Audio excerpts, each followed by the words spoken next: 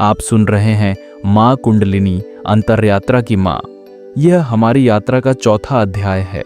अगर आप यहाँ तक पहुँचे हैं तो इसका मतलब है कि आपने पिछली 3 सीढ़ियाँ चढ़ ली हैं। पहले एपिसोड में आपने जाना कि माँ कुंडलिनी कोई एब्स्ट्रैक्ट कॉन्सेप्ट नहीं, बल्कि आपके भीतर बैठी हुई जागृत होने की क्षमता है। दूसरे एपिसोड में आपने चक्र और नाड़ियों का नक्शा देखा, वे सटल रोड्स जिनसे गुजरकर माँ अपने काम को पूरा करती हैं। तीसरे एपिसोड में हमने ईमानदारी से देखा कि कुंडलिनी जागरण के कौन कौन से रास्ते हैं, क्या करना चाहिए और किन शॉर्टकट से ज़्यादा कंफ्यूजन और रिस्क पैदा होता है।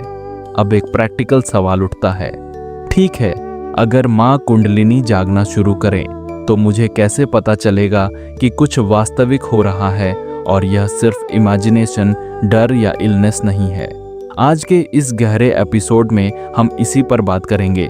शुरुआती संकेत जो सटल होते हैं, शरीर में बदलाव जो कभी अच्छे लगते हैं, कभी डिस्टर्ब, और मन भावना में उठने वाली वेव्स जो कभी बहुत सुंदर, कभी बहुत चुनौतीपूर्ण हो सकती हैं।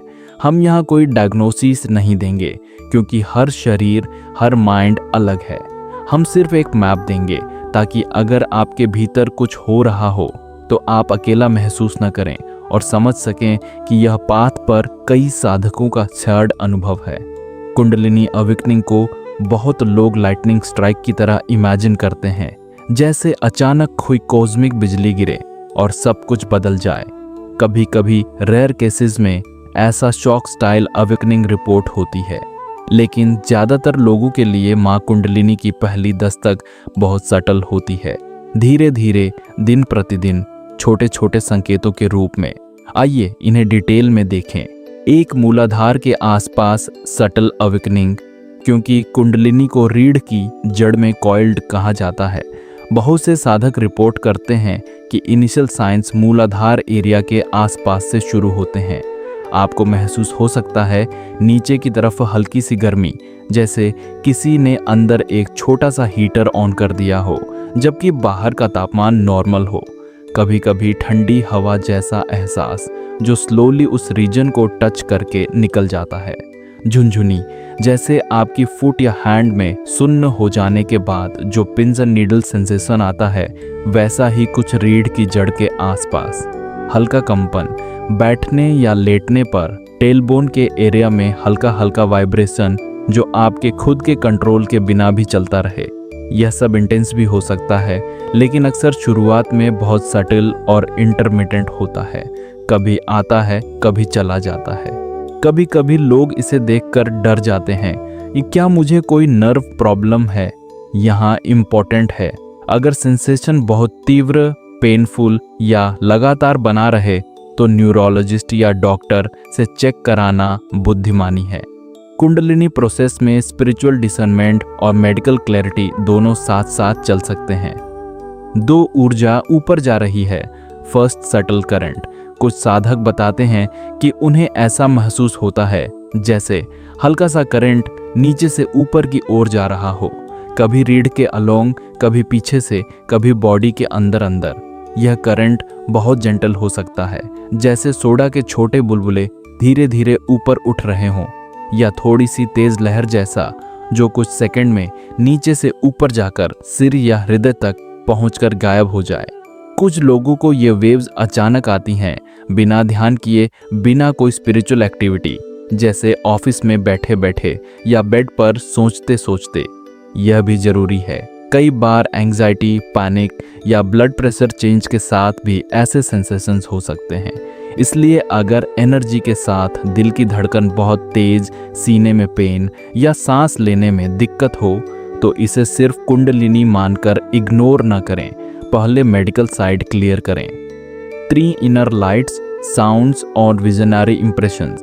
बहुत से एक्सपीरियंसेस इनर सेंसेस से जुड़े होते हैं जो बाहर से कोई और नहीं देखता, लेकिन आपको स्पष्ट लग सकते हैं।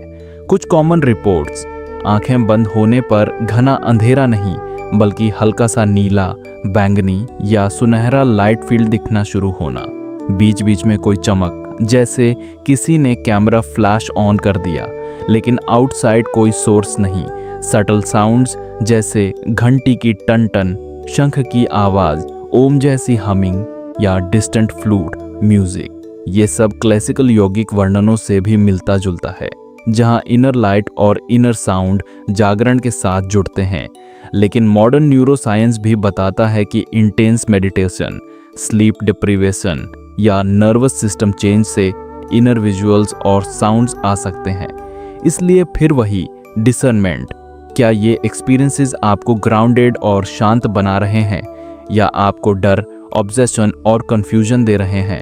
4 इमोशनल वेव्स। माँ का पहला सफाई अभियान कुंडलिनी प्रोसेस में भावनाएं बहुत बड़ा रोल निभाती हैं। कई लोग रिपोर्ट करते हैं बिना ऑब्वियस रीजन के अचानक आंसू आना, किसी भजन को सुनकर, किसी साधारण सीन को देखकर या अकेले बैठे बैठे ही। बहुत पुरानी यादें, बचपन की चोटें, ह्यूमिलिएशन, निग्लेक्ट अचानक क्रिस्टल क्लियर होकर याद आना और दिल पर जोर से लगना।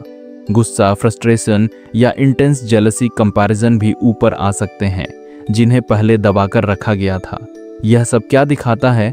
माँ जब भीतर मूव करती हैं तो सिर्फ एनर्जी नहीं, स्टोर्ड इमोशंस भी हिलते हैं। इसे ऐसे समझो, आपने दिल के एक कमरे में सालों की शिकायतें, आंसू, डर साफ साफ देखे बिना दबाकर भर दिए।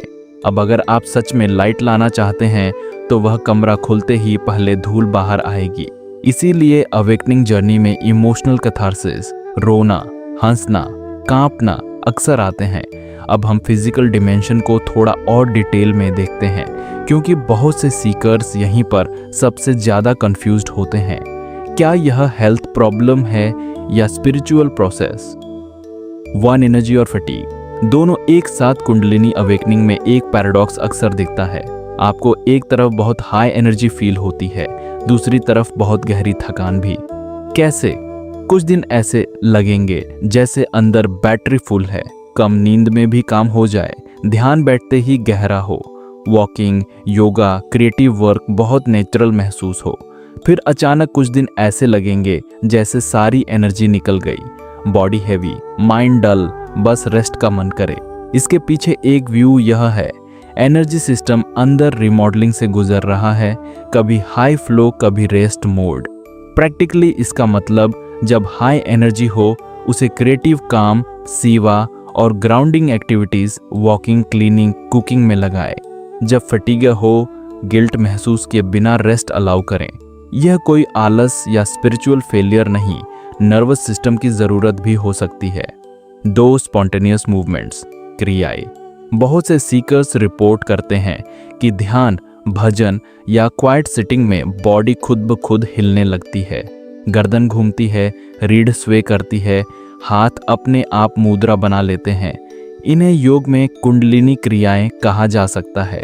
अंदर की एनर्जी ब्लॉक्ड हिस्सों को रिलीज करने के लिए बॉडी को मूव करती है। लेकिन यहाँ 2 जरूरी बातें, अगर movement gentle, rhythmic, breathable feel हो और बाद में शांत, ग्राउंडेड क्वालिटी हो तो यह प्रोसेस का हिस्सा हो सकता है। यदि मूवमेंट्स वायलेंट, पनफुल, अनकंट्रोल्ड हों, नेक में स्ट्रेन, जॉइंट्स में इंजरी का रिस्क हो या आप पैनिक की स्थिति में पहुंच जाए तो तुरंत सतर्क होना जरूरी है। पोस्चर बदलें, अभ्यास रोकें और किसी अनुभवी टीचर, डॉक्टर से कंसल्ट लें। कुंडलिनी माँ कभी आपकी हड्डियां तोड़ने नहीं आती। जो कुछ भी हो रहा हो वह अवेयरनेस और सेफ्टी के साथ हो तो ही मीनिंगफुल है। 3 स्लीप, ड्रीम और body clock kundalini process sleep patterns को भी अफेक्ट कर सकता है। कॉमन ऑब्जर्वेशंस, रात में अचानक 3-4 बजे जागना और माइंड बहुत अलर्ट, बॉडी में सटल एनर्जी फील होना। कई ट्रेडिशंस इसे एम्ब्रोजियल आवर्स या ब्रह्म मुहूर्त से जोड़ती हैं। Vivid dreams, intense symbolic dreams, snakes, light deity forms, past memories जैसे सीन्स। स्लीप क्वालिटी में उतार चढ़ाव, कभी बहुत डीप रिस्टोरेटिव स्लीप, कभी बहुत हल्की फ्रैगमेंटेड नींद। प्रिकॉशंस, स्लीप डिस्टर्बेंस को इग्नोर मत करिए। बेसिक स्लीप हाइजीन, स्क्रीन्स कम, हैवी खाने से परहेज, फिक्स्ड स्लीप टाइम मेंटेन कीजिए। अगर इंसोम्निया मंथ्स तक चले और डे टाइम फंक्शनिंग खराब हो तो मेडिकल और साइकोलॉजिकल हेल्प जरूर लीजिए। कुंडलिनी माँ आपको जागृत करना चाहती हैं, लेकिन क्रॉनिक स्लीप डिप्रिवेशन स्वस्थ जागरण नहीं, बर्नआउट की तरफ ले जा सकता है। खंड 3, मन, विचार और परसेप्शन में गहरे बदलाव वाचक। अब हम इस सटल लेयर पर आते हैं जहां परसेप्शन बदलती है, दुनिया को देखने का तरीका, अपने आप को देखने का तरीका। एक विचारों की गति और क्वालिटी कई सीकर 2 एक्सट्रीम फेजेस से गुजरते हैं। एक फेज जिसमें माइंड बहुत तेज चलने लगता है, insights, connections, spiritual understanding, downloads, सब कुछ बहुत फास्ट। दूसरा फेज जिसमें थॉट्स बहुत स्लो या क्वाइट हो जाते हैं, जैसे कोई अंदर से नॉइज कम कर रहा हो। पहला फेज एक्साइटिंग भी हो सकता है, लेकिन रिस्क यह है कि हम हर थॉट को एब्सोल्यूट ट्रूथ मान लें और तुरंत दूसरों को प्रीच करने लगें। दूसरे फेज में कभी कभी लोगों को डर लगता है, मेरे साथ कुछ गलत हो रहा है, मैं सोच नहीं पा रही। वास्तव में कई बार यह माइंड का डिटॉक्स भी हो सकता है, जहां कांस्टेंट चैटर कम होता है और अवेयरनेस बैकग्राउंड में ज़्यादा स्टेबल होने लगती है।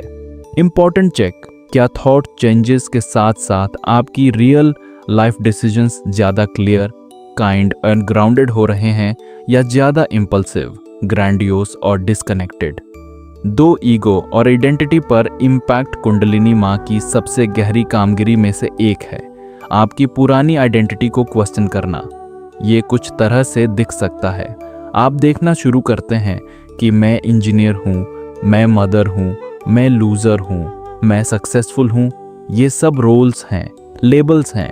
इनके पीछे जो मैं है वह इससे भी गहरा है। कभी कभी इससे बहुत फ्रीडम महसूस होती है, जैसे किसी भारी कपड़े से निकलकर हल्का सा वस्त्र पहन लिया हो।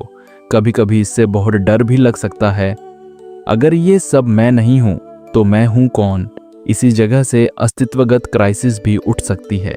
यह वह फाज है जिसमें गाइडेंस, सत्संग और ग्राउंडेड पीपल की कंपनी बहुत काम आती है, जो आपको याद दिला सकें कि आइडेंटिटी डिसॉल्व होना नाश नहीं, एक बड़े ट्रूथ की तैयारी है। 3 रियलिटी की परसेप्शन, अधिक जीवंत या अधिक अनरियल। कई सीकर्स बताते हैं ट्रीज, स्काई, लोगों के चेहरे, सब कुछ सडनली ज्यादा अलाइव, विविड, डिटेल्ड दिखने लगते हैं, जैसे किसी ने कलर सैचुरेशन बढ़ा दी हो। कभी कभी उल्टा, दुनिया ड्रीम जैसी लगने लगती है, जैसे सब कुछ हल्का सा अवास्तविक हो। पहला अनुभव अक्सर वननेस और प्रेजेंस से जुड़ा होता है। ध्यान की गहरी अवस्थाओं में भी ऐसा होता है। दूसरा अनुभव अगर लिमिटेड और मोमेंटरी हो तो भी स्पिरिचुअल प्रोसेस का हिस्सा हो सकता है। एडवेटा टीचिंग में भी दुनिया को स्वप्नवत कहा गया है। लेकिन अगर अनरियल फीलिंग इतना इंटेंस हो कि आप बेसिक फंक्शनिंग लॉस्ट फील करें या डिसोसिएशन हो जाए, तो यह क्लिनिकल सपोर्ट डिमांड कर सकता है। फिर वही प्रिंसिपल, बैलेंस। माँ आपको सत्य दिखाना चाहती हैं, लेकिन वह ट्रूथ आपके नर्वस सिस्टम और मन दोनों को सपोर्ट करे, ऐसा होना चाहिए। अक्सर लोग कुंडलिनी अवेकनिंग को सिर्फ मेडिटेशन कुशन पर घटने वाली चीज मानते हैं, लेकिन असली परीक्षा तो एवरीडे लाइफ में दिखती है। रिश्ते, जॉब, पैसा, रिस्पॉन्सिबिलिटीज। एक रिश्तों में बदलाव जागरण की शुरुआत के बाद कुछ कॉमन पैटर्न्स, कुछ पुराने रिश्ते जहां आप सिर्फ कॉम्प्रोमाइज, फियर या फसाड में जी रहे थे, टूटने लगते हैं या बदलने की जरूरत महसूस होती है। कुछ रिश्ते और भी गहरे हो जाते हैं क्योंकि अब आप ज्यादा ऑनेस्टी, वल्नरेबिलिटी और कंपैशन से प्रेजेंट हो पाते हैं। कुछ लोग आपकी लाइफ से अपने आप फाड आउट हो जाते हैं और कुछ नए लोग, स्पिरिचुअल फ्रेंड्स, मेंटोर्स, बिना ज्यादा एफर्ट के लाइफ में आ जाते हैं। यह ट्रांजिशंस इमोशनली टफ हो सकते हैं, लेकिन अक्सर वे सेम पैटर्न रिफ्लेक्ट करते हैं जो भीतर चल रहा है। पुराने पैटर्न डिसॉल्व, नए अलाइनमेंट बिल्ड। 2 काम और पर्पस की खोज कई सीकर्स रिपोर्ट करते हैं। पहले करियर में सिर्फ पैसा, स्टेटस या प्रेशर के कारण थे। अवेकनिंग के बाद मीनिंगफुल कंट्रीब्यूशन, धर्मा और जॉय की इंपॉर्टेंस बढ़ जाती है। इसका मतलब ये नहीं कि सबको जॉब छोड़कर आश्रम जाना है, बल्कि कई लोग उसी फील्ड में रहते हुए ज्यादा इंटीग्रिटी, क्रिएटिविटी और सेवा भाव से काम करने लगते हैं। कुछ केसेस में करियर शिफ्ट्स भी होते हैं, कॉर्पोरेट से teaching, healing, creative arts, social work या कोई सिंपल स्मॉल बिजनेस की तरफ झुकाव। इम्पोर्टेंट, ये शिफ्ट्स ओवरनाइट नहीं होते। माँ कभी भी आपको बिना सपोर्ट के खाली सड़क पर नहीं छोड़ना चाहती, लेकिन ईगो खुद कभी कभी ड्रामेटिक डिसीजंस लेना चाहता है, कल से सब छोड़ दूंगा। संतुलन यही है कि इनर कॉलिंग को सुने, लेकिन प्रैक्टिकल प्लानिंग, रिस्पॉन्सिबिलिटीज और परिवार की ज़रूरतों को भी माँ की ही आवाज़ मानकर रिस्पेक्ट करें। आपने अभी काफ़ी सारे साइंस, सिम्टम्स, इमोशनल और प्रैक्टिकल चेंजेस सुने। हो सकता है इनमें से कई बातें आपके अपने अनुभव से मैच करती हों। हो सकता है अभी कुछ भी फैमिलियर ना लगे।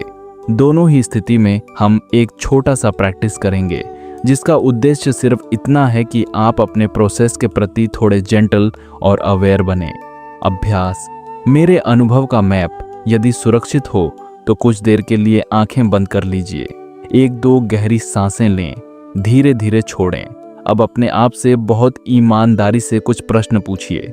जवाब जोर से नहीं, बस मन में देखिए, शरीर में क्या पिछले महीनों में मैंने रीढ़, सिर या शरीर के किसी हिस्से में अनयूजुअल सेंसेशंस देखे हैं जो समझ नहीं आए?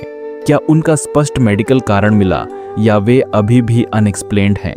भावनाओं में क्या कुछ पुराना दर्द, ट्रॉमा या चाइल्डहुड मेमोरीज अनयूजुअली ज़्यादा सरफेस पर आ रहे हैं? इनसे निपटने के लिए क्या मेरे पास सपोर्ट सिस्टम है? माइंड में क्या मेरे विचार बहुत तेज हो गए हैं या बहुत शांत? क्या मैं ज़्यादा ग्राउंडेड डिसीजंस ले रही हूँ या ज़्यादा इम्पल्सिव और ग्रैंडियोस? रिश्ते और काम, क्या मैं लोगों के साथ ज़्यादा ऑथेंटिक हो रही हूँ? क्या मैं धीरे धीरे अपने काम और पर्पस में ज़्यादा सेंस ऑफ मीनिंग महसूस कर रही हूँ? अब मन ही मन माँ से कह सकते हैं, माँ, मेरे अनुभवों का सच्चा मैप आपको मुझसे ज़्यादा पता है। जहाँ मैं ज़्यादा डर रही हूँ, मुझे धैर्य दीजिए। जहाँ मैं ज़्यादा एक्साइटेड होकर शॉर्टकट्स ढूंढ रही हूँ, मुझे संयम दीजिए। मेरे शरीर, मन और जीवन में जो भी चल रहा है, उसे ईमानदारी से देखने की हिम्मत दीजिए। ना एग्जैजरेट करूँ, ना इग्नोर करूँ। कुछ सांसों तक अपना हाथ दिल पर रखकर बैठे रहें। धीरे धीरे पैरों को महसूस करें, कमरे की आवाज़ें सुनें और जब तैयार हों, आंखें खोल लें। अब तक हमने कुंडलिनी जागरण के संकेत, बॉडी माइंड की हलचलें और डेली लाइफ पर असर देख लिया। अब थोड़ा स्पेस लेते हैं और उस तरफ देखते हैं जिसकी वजह से लोग इस मार्ग की ओर खींचते भी हैं। माँ के गिफ्ट्स या कहें अवेकनिंग के दीर्घकालीन फायदे। ये गिफ्ट्स कोई तामझाम नहीं है, यह हमारे बीइंग की धीरे धीरे बदलती क्वालिटी है। एक भीतर की शांति, नर्वस सिस्टम का नया बेसलाइन। बहुत से जेन्युइन सीकर्स बताते हैं कि जागरण की प्रक्रिया थोड़ी मैच्योर होने पर उनका बेसलाइन स्टेट बदल जाता है। पहले माइंड हमेशा किसी न किसी चीज में फंसा रहता था। बॉडी लगातार फाइट और फ्लाइट में रहती थी, जैसे हर समय कोई खतरा हो। अब भीतर एक सॉफ्ट सा ओकेनेस महसूस होता है, चाहे बाहर की परिस्थितियां परफेक्ट ना हो। छोटे छोटे इरिटेशन से उतना शेकअप नहीं होता। बीच में एक शांत सेंटर जैसा महसूस होता है। ये कोई कांस्टेंट ब्लिस नहीं है, लेकिन स्ट्रेस से बाउंस बैक करना आसान हो जाता है। 2 भावनात्मक परिपक्वता, इमोशनल मैच्योरिटी। कुंडलिनी क्लीनिंग के बाद इमोशनल लाइफ डेड नहीं होती, वह actually more alive and conscious हो जाती है। आप अपनी फीलिंग्स को जल्दी पहचान लेते हैं। अभी मैं जेलस हूँ, अभी मुझे शर्म आ रही है, अभी मैं बहुत वल्नरेबल हूँ। आप इन्हें सप्रेस करने की बजाय होल्ड करना सीखते हैं, जैसे किसी बच्चे को गोद में लेकर उसका रोना सुनना। दूसरों की भावनाओं का वेट उठाने में भी थोड़ी कैपेसिटी बढ़ती है, कंपैशन डीप होता है, लेकिन आप टोटली कोलैप्स नहीं होते। ये सब समय लेते हैं, लेकिन कई सालों बाद बहुत लोग पीछे मुड़कर देखते हैं तो कहते हैं, मैं पहले जितना रिएक्टिव और इमेच्योर नहीं रहा। 3 इंट्यूशन, क्रिएटिविटी और क्लैरिटी। कुंडलिनी अवेकनिंग अक्सर इंट्यूटिव और क्रिएटिव सर्किट्स को एक्टिवेट कर देती है। कुछ बदलाव जो लोग नोटिस करते हैं, डिसीजन लेते समय सिर्फ हेड और लॉजिक की जगह हार्ट गट कॉम्बो की आवाज़ सुनाई देने लगती है, जैसे अंदर एक क्वाइट हाँ या ना बोल रहा हो। Creative expression, writing, music, art, coding, design, या कोई नया तरीका जिसमें आप अपने इनसाइट को दुनिया में उतारते हैं, एफर्टलेसली फ्लो होने लगता है। लाइफ पर्पस का सेंस शार्पन होना, ज़्यादा साफ दिखता है कि कौन सा काम, कौन से रिश्ते, कौन सा एनवायरनमेंट आपकी सोल के लिए राइट है और कौन सा ड्रेन कर रहा है। 4 डेथ फियर में सॉफ्टनिंग और स्पिरिचुअलिटी की नेचुरलता, जागरण के बाद सबसे सटल लेकिन डीप गिफ्ट डेथ फियर के साथ रिलेशनशिप बदलना है। मौत का कंसेप्ट उतना ब्लैक एंड वाइट नहीं लगता, लाइफ को एक लंबी जर्नी की तरह महसूस करने लगते हैं। स्पिरिचुअलिटी अब एक्टिविटी नहीं रहती, वह ब्रीदिंग की तरह नेचुरल हो जाती है। हर एक्शन के पीछे एक अवेयरनेस प्रेजेंट रहती है। ये गिफ्ट्स पब्लिक में शो ऑफ करने के लिए नहीं, बस क्वाइटली जीने के लिए हैं। अब हम उस हिस्से पर आते हैं जिसका पहला स्वाद हम पार्ट 1 में भी छक चुके हैं, dark night of the soul और लोनलीनेस, आइसोलेशन। कई ऑथेंटिक टीचर्स और सीकर्स बताते हैं कि अवेकनिंग का कर्व अक्सर कुछ ऐसा होता है। शुरुआत में क्यूरियोसिटी, कुछ एक्सपीरियंसेस, फिर इंटेंस ओपनिंग्स, ब्लिस, इनसाइट्स। उसके बाद एक घाटी, एम्प्टीनेस, कंफ्यूजन, ड्राइनेस, आइसोलेशन। यह वैली ही डार्क नाइट हो सकती है। वन डार्क नाइट के टाइप्स कुछ लोग एम्फेसिस डिफर करते हैं, लेकिन ब्रॉडली 3 लेयर्स देखी जा सकती हैं।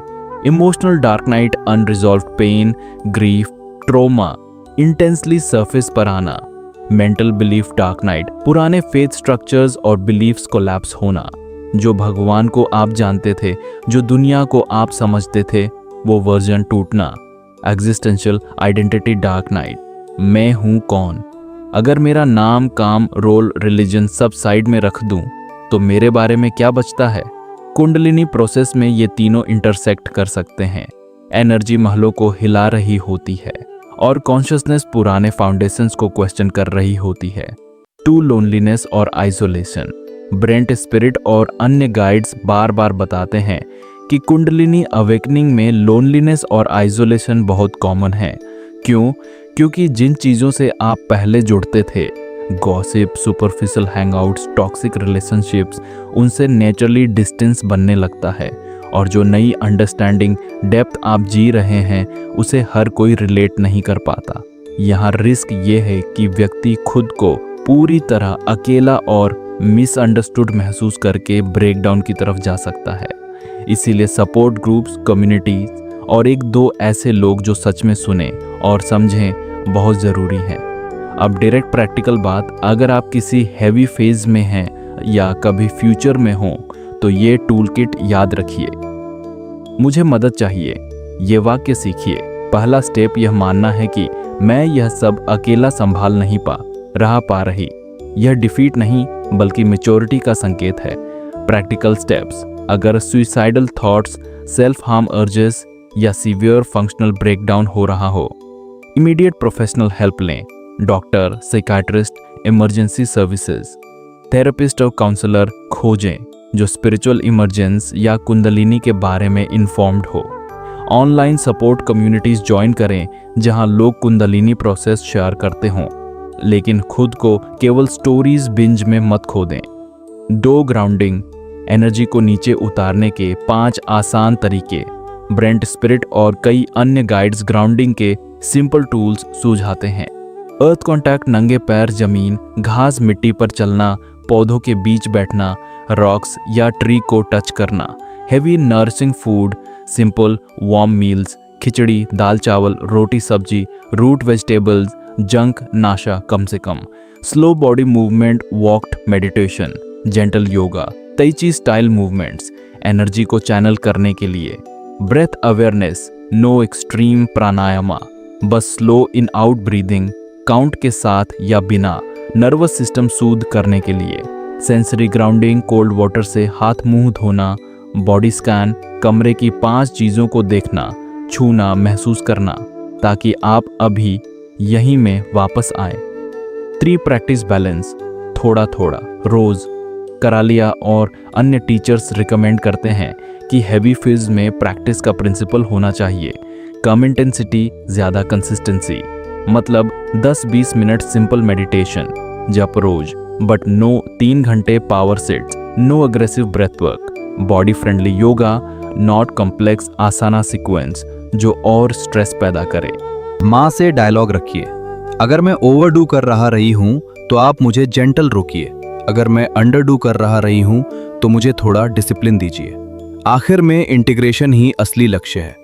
माँ की ऊर्जा को शरीर, मन, रिश्ते, काम हर जगह उतरने देना। सब 3 सवाल जो इंटीग्रेशन को गाइड कर सकते हैं। नियमित रूप से अपने आप से ये 3 प्रश्न पूछिए। क्या मेरी ऑनेस्टी बढ़ रही है? खुद से, दूसरों से, अपनी फीलिंग से, अपनी गलतियों से। क्या मेरी काइंडनेस बढ़ रही है? क्या मैं अब पहले से थोड़ा कम हार्श, कम जजमेंटल, कम रिएक्टिव हूं? क्या मेरी ग्राउंडेडनेस बढ़ रही है? क्या मैं प्रैक्टिकली अपने रिस्पॉन्सिबिलिटीज बेटर निभा पा रही हूं?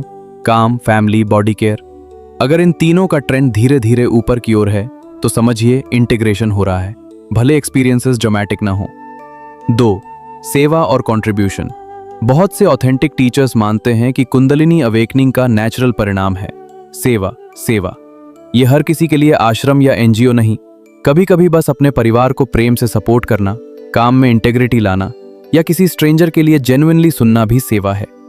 जब आप अपना दर्द, अपना हीलिंग और अपने इनसाइट्स किसी की मदद के लिए इस्तेमाल करते हैं तो माँ की ऊर्जा स्टेल नहीं होती, फ्लो में रहती है। आज के इस भाग को एक छोटे पर गहरे अभ्यास के साथ बंद करें। यदि सुरक्षित हो तो आराम से बैठ जाएं या लेट जाएं। आंखें हल्के से बंद। चरण 1, बॉडी को महसूस करना।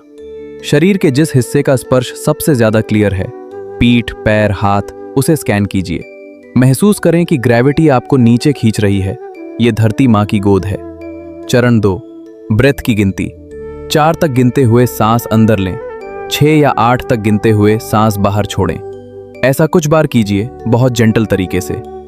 चरण 3, माँ से सिंपल वाक्य। अब मन ही मन कहिए, माँ कुंडलिनी, मैं आसमान में नहीं, आपके साथ जमीन पर जागना चाहती हूँ। मुझे एक्सपीरियंसेस से ज्यादा इंटेग्रिटी दीजिए, विजन से ज्यादा साफ दिल और स्टेबल दिमाग दीजिए। अगर मेरे भीतर कुछ भी ज्यादा तेज हो रहा है तो आप उसकी गति मेरे शरीर और जीवन की कैपेसिटी के अनुसार एडजस्ट कर दीजिए। मैं इस यात्रा में मेडिकल, साइकोलॉजिकल और स्पिरिचुअल तीनों तरह की मदद लेने के लिए तैयार हूं। आप बस मुझे सही सोर्सेज तक ले जाइए। कुछ सांसें इसी भावना के साथ लें, फिर धीरे धीरे पैरों को, हाथों को हिलाएं, कमरे की आवाजें सुनें और जब उचित लगे आंखें खोल लें। छोटा रैप अप वाचक। आज हमने माँ कुंडलिनी के जागरण के गहरे गिफ्ट्स देखे। Inner safety, emotional maturity, intuition, purpose और साथ ही डार्क नाइट, लोनलीनेस और हैवी फेजेस का सच भी सुना। याद रहे, ये सब मिलकर आपको कमजोर नहीं, अधिक रियल बना रहे हैं। अगले हिस्सों में हम और सूक्ष्म मैपिंग करेंगे।